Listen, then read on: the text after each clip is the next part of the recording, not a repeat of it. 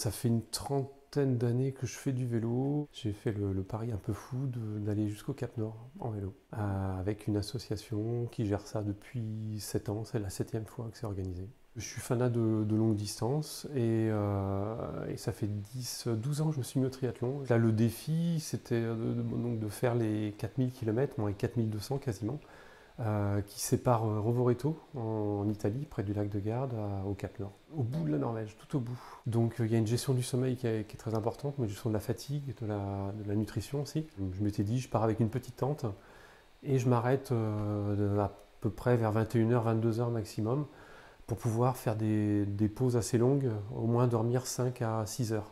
C'est à nous de gérer les points de ravitaillement, de voir où on peut trouver de quoi manger. De voir aussi les points où on peut dormir. C'est-à-dire qu'on ne choisit pas forcément des fois où on va dormir. La toile de tente, on la pose où on peut. L'avantage dans les pays scandinaves, il y a le droit à la nature, donc on a le droit de camper comme on veut. Alors que dans les pays comme le Danemark et l'Allemagne surtout, même la Tchéquie, où on s'est fait réprimander par la police d'ailleurs, dans ces pays-là, on n'a pas le droit de camper. Donc il fallait se débrouiller pour être le plus discret possible et ou trouver un endroit où pouvoir dormir. Oui, c'est dur, mais c'est pas insurmontable. Moi, il n'y a rien de surhumain, n'importe qui peut le faire. C'est juste de l'avoir dans la tête et se dire, bah, il faut y arriver. La claque, c'était une partie en Norvège, parce qu'il y a beaucoup de lacs, de grandes forêts, et les animaux sauvages aussi, les rennes. Des rennes qui sont partout, qui nous passent devant, on est obligé de s'arrêter pour les laisser passer. Des fois, il y a des troupeaux, donc on a un peu peur.